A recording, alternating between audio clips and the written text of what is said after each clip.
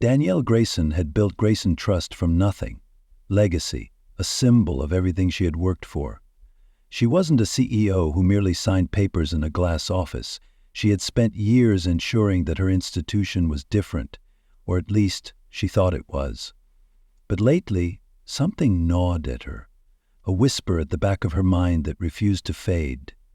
Stories surfaced, hushed concerns about certain customers receiving different treatment. Nothing blatant, nothing headline-worthy, just subtle moments, quiet injustices that never seemed to be challenged.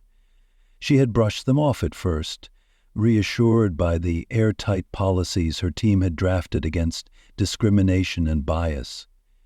Yet deep down she knew policies were just words on a page. Real change came from action, and so on a crisp afternoon she walked into a branch not as the CEO, not as a businesswoman, but as a customer. No designer heels, no tailored power suit, just a simple cardigan, jeans, and sneakers. She wanted to see firsthand whether the very values she had spent a lifetime instilling in her company actually existed beyond boardroom discussions. The moment she stepped inside, she felt it.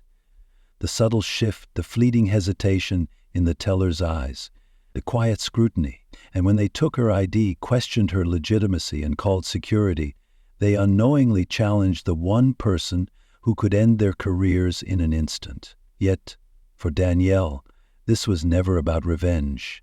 It was about truth. It was about proof. And now, she had all the proof she needed. For years, Danielle Grayson had believed in her bank's mission. Grayson Trust was more than a financial institution. It was a promise, a place where fairness wasn't just a tagline, where every customer, regardless of background, was treated with respect. Or at least that was what she had always told herself. But lately, a quiet unease had taken root, refusing to be ignored. She had heard the murmurs, a passing comment from a colleague, a hushed conversation at a dinner party, friends who hesitated before saying it's probably nothing, but it was never something loud enough to demand attention. No major scandals, no headlines, just a feeling, a gnawing suspicion that whispered to her late at night, what if you're wrong? What if your bank isn't as different as you think? She wanted to dismiss it. After all, her policies were clear. Strict measures against discrimination, training programs for unbiased service, customer-first values ingrained in the company culture. But policies were words on a page. People were the real test, and the only way to truly know was to experience it herself. Not as a CEO, not as a woman of power, but as a customer. So she stripped herself of every marker of status, no sleek business attire, no luxury accessories, just a plain cardigan, jeans, and a pair of well-worn sneakers. As she pulled into the parking lot of a Grayson Trust branch, one she had personally approved 3 years prior, her heart pounded with an unfamiliar mix of anticipation and dread. Would they see her as just another woman? Would they treat her with the same respect she expected of every employee? Or would she finally get her answer, the proof that her suspicions were justified? She was about to find out. Danielle Grayson had spent years shaping Grayson Trust into what she believed was a banking institution built on fairness. She had stood at podiums, shaking hands with executives, proudly delivering speeches about trust, equality, and accessibility. But as she sat behind her desk, staring out at the city skyline, a single question weighed on her. Was it true? She had heard the murmurs, the fleeting stories of customers receiving different treatment at certain branches, whispers that never made it into official reports.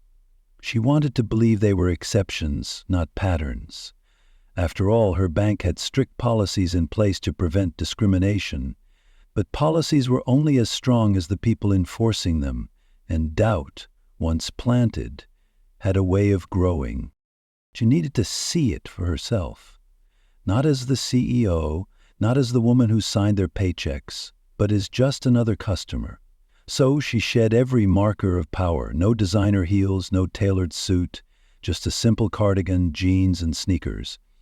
She pulled into the parking lot of a Grayson Trust branch in Indianapolis, Ontario, a location she had personally approved 3 years ago. She had cut the ribbon, posed for photos, given a heartfelt speech about trust being the foundation of good banking, and now she was walking in as a nobody. The moment she stepped inside, she felt it.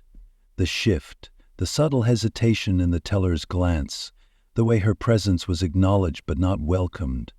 She wasn't a CEO today. She wasn't someone they feared. She was just another woman, in plain clothes, asking to withdraw her own money. And that was all it took for The moment Danielle stepped inside the Grayson Trust branch, she felt it, a shift in the air. It was subtle, almost imperceptible, but undeniable. The way the young teller's eyes barely flicked up from her screen, offering no greeting, no warmth, just a fleeting glance before returning to whatever was on her monitor. It was a slow afternoon. A handful of customers milled about, some waiting in line, others chatting with tellers who greeted them with polite smiles and easy conversation. But not her. Danielle adjusted her bag and stepped up to the counter, keeping her voice measured. "Hi, I'd like to make a withdrawal." The teller didn't look up. She simply pushed a clipboard across the counter, her voice monotone. "Fill this out." No small talk, no acknowledgement, just the form, impersonal, mechanical. Danielle filled in the details. $5,000, not an insignificant sum, but nowhere near enough to raise concern at a bank of this scale. She slid the form back. Then it happened. The moment the teller saw her name on the form, something changed. A tightening around the mouth, a slight furrow of the brow, a pause, a hesitation that stretched a beat too long. Danielle had seen this look before, just never directed at her. The teller's fingers hovered over the keyboard, then stopped. Instead of proceeding, she picked up Danielle's ID and walked away without explanation, disappearing behind a frosted glass door. Danielle's jaw tightened. That wasn't standard protocol. She leaned against the counter, waiting. 5 minutes passed, then 10. She glanced around.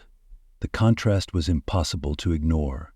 A man in a slightly wrinkled business suit, no wealth on display, just the quiet exhaustion of a long workday, was greeted instantly when he stepped up to another counter. The teller assisting him smiled, processed his request without question. A woman in a floral dress laughed with a different banker, chatting casually as her transaction was completed. No delays, no scrutiny, no extra steps. But Danielle? She was still waiting. She exhaled, tapping her nails against the marble countertop. She had expected to be treated differently. She hadn't expected this. And yet, something told her this was only the beginning. She wasn't leaving, not until she had answers. Danielle had been standing at the counter for nearly 10 minutes, her patience wearing thin. She had expected hesitation. She hadn't expected a complete refusal to acknowledge her legitimacy. The frosted glass door finally swung open, and the teller returned, but this time she wasn't alone. Todd Larson, the branch manager, middle-aged, stocky, bald, with rimless glasses and a carefully measured expression. He approached with an air of authority, not the welcoming kind, but the assessing kind. The kind that studied people and decided, in an instant, whether they belonged. "Afternoon, ma'am," Todd said, his smile polite but stiff. "I understand you're trying to make a withdrawal." Danielle met his gaze, her voice steady. "That's right, $5,000. My account. My ID." Todd glanced at the teller before picking up her Ontario driver's license, holding it up to the light, turning it over in his fingers. "Mind if I take a quick look at your identification?" Danielle let out a slow breath, forcing herself to remain composed. "I already gave it to her." Todd didn't acknowledge the comment. He studied the ID for a moment longer, then looked back at her. "Miss Grayson," he said, "is this your first time banking with us?" Her stomach dropped. The question was casual on the surface, but the meaning behind it was razor sharp. "Do you belong here?" Danielle arched a brow. "I've banked here since this branch opened." Todd gave a slow nod, exaggerated like he was processing the information. "And you're withdrawing $5,000. Danielle's fingers curled against the countertop.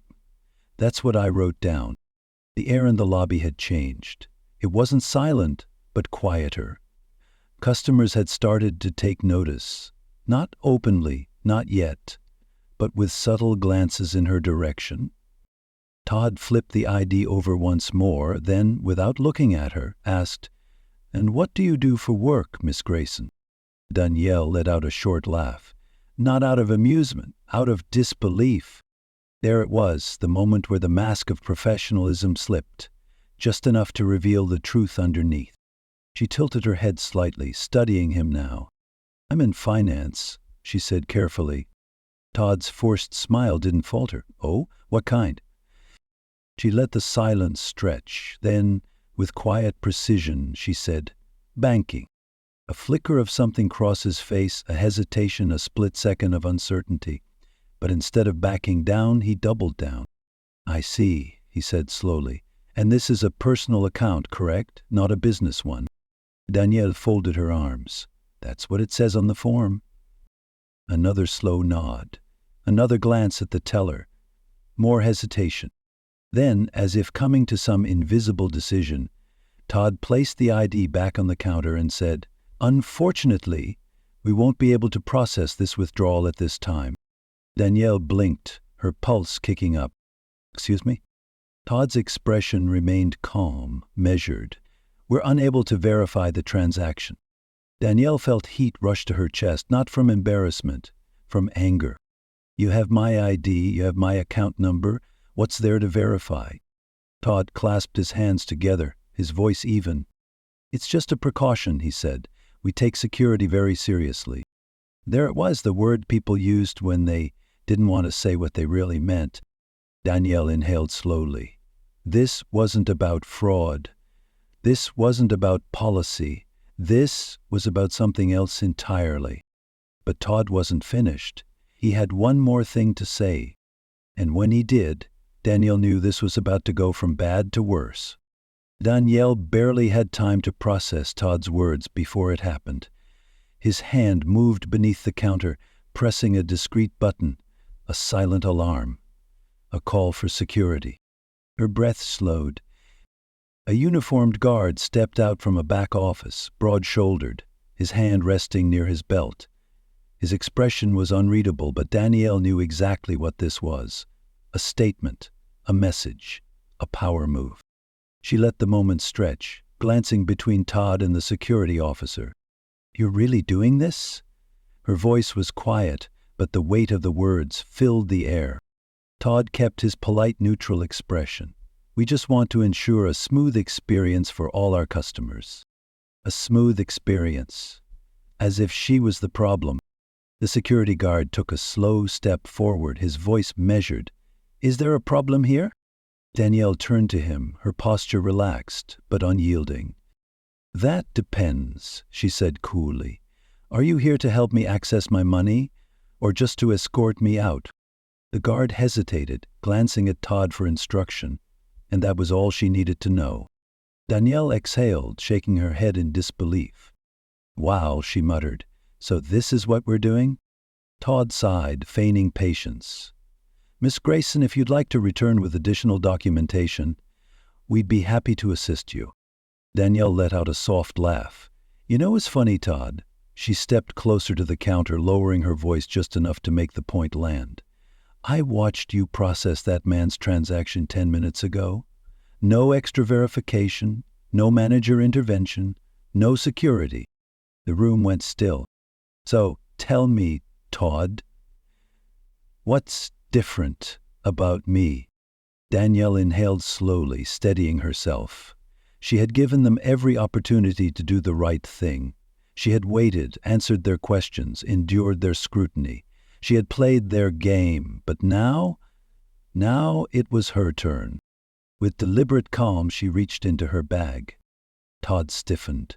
The security guard's hand inched closer to his belt. Danielle didn't blink. She pulled out her phone and hit record. A ripple of unease passed through the room. A few customers looked over, sensing the shift in energy. The teller shifted uncomfortably. But Todd? He stayed rigid, his smile faltering just slightly. Danielle's voice was smooth, controlled. "Let's get this on record, shall we?" She turned the camera slightly toward the security guard. "You were called over for what reason exactly?" The guard hesitated, glanced at Todd, said nothing. Danielle tilted her head. No answer. Interesting. She turned the camera back to Todd. "Todd, let's be clear. You are refusing to allow me access to my own bank account, despite me providing government-issued ID, while other customers are withdrawing money without additional verification, correct?" Todd's jaw tightened. "Miss Grayson, I assure you, this is just standard procedure." Danielle let out a soft laugh. "Standard procedure?" She gestured toward the teller. "Tell me, did you ask him for extra verification?" The teller swallowed hard, avoiding her gaze. Todd opened his mouth, but she wasn't finished. She stepped closer, lowering her voice just enough to make the point land. "I made one final mistake." He reached out, not to push her phone away, not to diffuse the situation, but to snatch her ID off the counter, as if, despite everything, he still had control over the moment, as if he still had control over her. And that was it. That was the moment Danielle smiled, because Todd had no idea who he was dealing with. With deliberate ease, she plucked her ID from his grip, flipping it over in her fingers, letting the weight of the silence settle around them. Then she tapped her finger against the name printed on it, locking eyes with him. "Todd," she said, her voice calm but sharp enough to slice through the tension. "Let me introduce myself properly." Todd's expression flickered, the first real crack in his confidence. Danielle let the moment stretch, just long enough for it to sink in. "You see this?" she continued, lifting the ID slightly. "This isn't just any customer's identification." She tilted her head slightly, watching the color drain from his face. "You're looking at the founder and CEO of Grayson Trust." The bank went silent. The security guard's posture shifted. The teller, who had been avoiding eye contact, looked like she wanted to disappear into the floor. Even the customers lingering nearby, the ones who had been pretending not to eavesdrop, stiffened. But Todd finally lost control. His throat bobbed as he swallowed. His lips parted slightly, as if trying to form words, but nothing came out. Danielle took a slow step back, slipping her ID into her bag with the same calm, measured ease she had walked in with. But now the entire energy in the room had shifted, and Todd knew it. "I built this bank," she continued, her voice unwavering, "from nothing." She let that sink in. "I signed the approval for this branch. I personally reviewed the hiring budget that got you this job. And today," she exhaled, shaking her head slightly, "I walked in just to see what would happen." She paused. "You know what happened, Todd?" He didn't answer. Couldn't. Her voice dropped, just slightly. "I was refused service. Lied to. Humiliated. Treated like I didn't belong." Todd finally blinked, his mouth opening. "Miss Grayson, She held up a hand. "No." His mouth snapped shut. "You had your chance to speak. Now you listen." And the entire room listened. "You have no idea who you're dealing with, Todd. But you're about to find out." The silence in the bank was deafening. Todd stood frozen, his once confident demeanor now reduced to nothing. The teller looked down, refusing to meet Danielle's gaze. The security guard, who had been so quick to respond minutes ago, now shifted awkwardly, unsure of where he stood in this unraveling moment. And the customers? They were no longer pretending not to watch. They had witnessed everything. Danielle took a slow, steady breath. She had made her point, but she wasn't finished. She turned, her heels clicking against the polished tile as she walked toward the exit. Then, just as she reached the door, she stopped. Slowly, she turned back around, scanning the room. Her voice, when she spoke, was calm, measured, unshakable. "One last thing." Every eye was on her. "This is the last time something like this happens in my bank." The weight of those words hung in the air, pressing down on every employee in the room. She took another step forward, locking eyes with Todd. I won't stand by while customers are treated differently because of assumptions, bias, or just plain ignorance. Her voice didn't rise. It didn't have to. There will be changes, she continued simply. Real ones. And with that, she turned and walked out. The fallout was immediate. By the next morning, Danielle had called an emergency meeting with her corporate leadership team. Every branch manager was brought in, every customer service policy was reviewed, and Todd, he was gone. But that was just the beginning, because Danielle knew that real change didn't happen with apologies. It happened with action, and she was just getting started. Danielle didn't waste time. By the next morning, an emergency meeting had been called. Every regional manager, every senior executive, every department head, all summoned to the corporate boardroom at Grayson Trust's headquarters. There was no vague agenda, no room for interpretation. This wasn't a discussion. It was a reckoning. She stood at the head of the long conference table, her expression unreadable, her hands resting flat on the polished surface. When she spoke, her voice was calm, steady, but there was no mistaking the storm beneath it. Let me be clear, she began, scanning the room.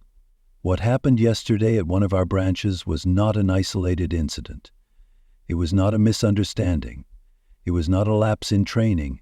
It was a symptom of something deeper, something systemic, and it ends now. No one dared speak. They had all seen the footage.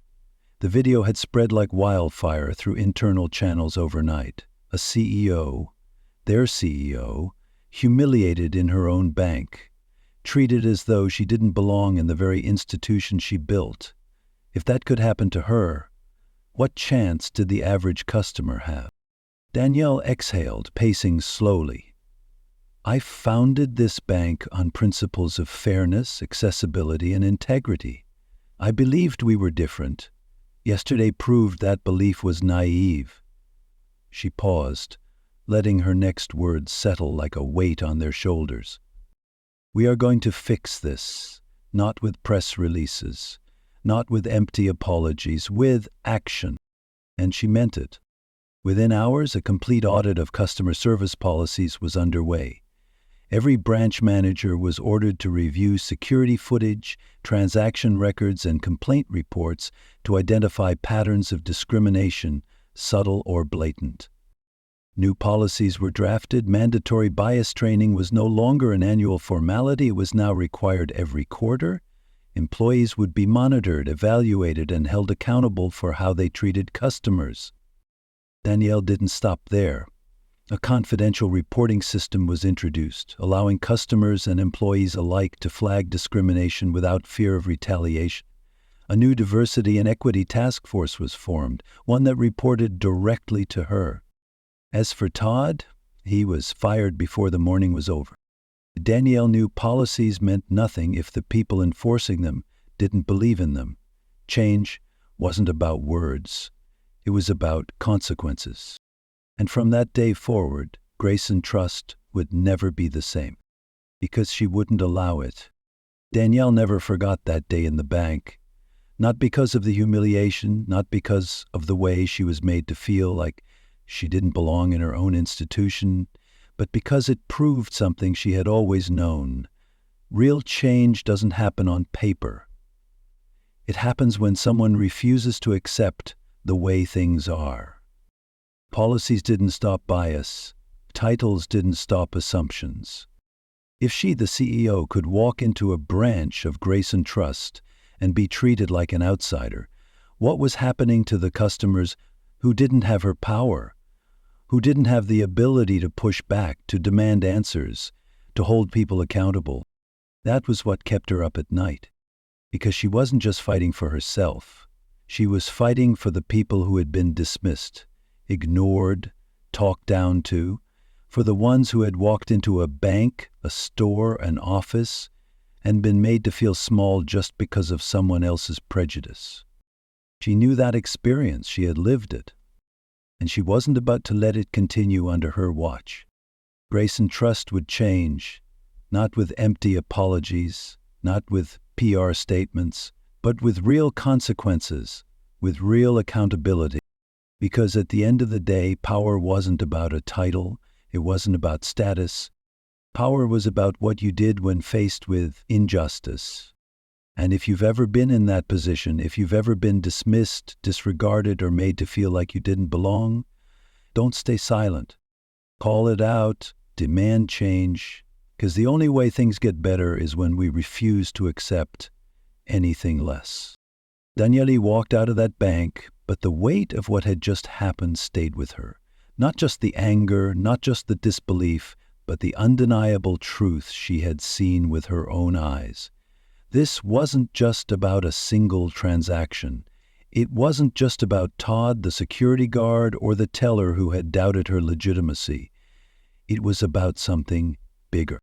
She had spent years believing grace and trust was different, that the principles she had built it on were unshakable, that fairness was ingrained in its foundation.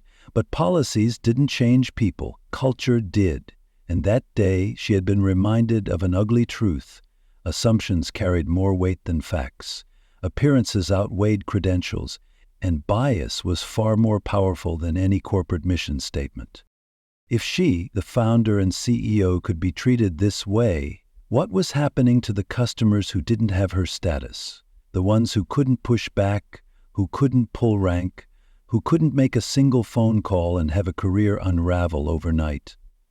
How many had been dismissed? How many had walked away, frustrated and humiliated, with no one to listen to them? That was what haunted her. Because this wasn't just about banking. This happened everywhere. In stores, in restaurants, in workplaces, moments of quiet discrimination, of unspoken judgment, situations where one look, one assumption was enough to strip someone of their dignity. But Danielle had something many people didn't: power. And now she had a choice. She could let this go, write it off as one bad experience. Or she could use it, turn it into something that would never happen again. She chose the latter. Within 24 hours, policies were rewritten. Bias training wasn't just a formality, it was required, enforced, and audited. Customer experiences were monitored, reviewed, and held to a new standard. And for those who thought they could get away with quiet discrimination, there would be consequences. Todd was gone, but the problem didn't leave with him.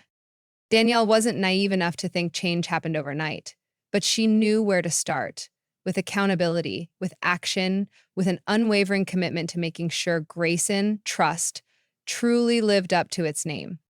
Because real change didn't happen in boardrooms, it happened when someone refused to accept the way things were.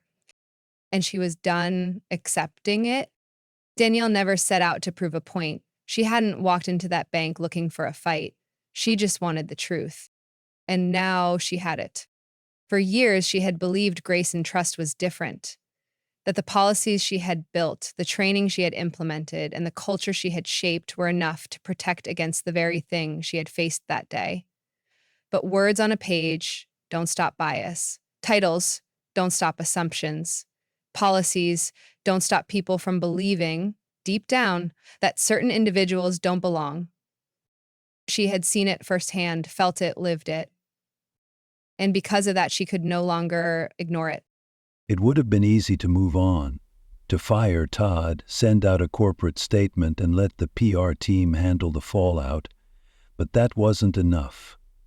Because if she let this slide, she wasn't just excusing what happened to her, she was excusing every time it had happened to someone else. So she chose a different path. She overhauled customer service policies. Bias training wasn't a suggestion, it was mandatory. Employees weren't just held accountable, they were watched, monitored, and retrained until fairness was ingrained, not optional. And customers, they were encouraged to speak up because silence had let this happen for too long. Danielle knew one thing for certain: power wasn't about titles or wealth. It was about what you did when faced with injustice. She had the power to walk away. Instead, she chose to change everything. because the only way things get better is when we refuse to accept anything less. The power of standing up for what's right. Life teaches us that fairness isn't guaranteed, it must be demanded. Danielle Grayson's story is a reminder that even when we believe in the systems we create, we must never assume they are perfect. Policies, rules, and traditions mean little if the people enforcing them allow bias to dictate their actions. For older generations, this lesson carries even more weight.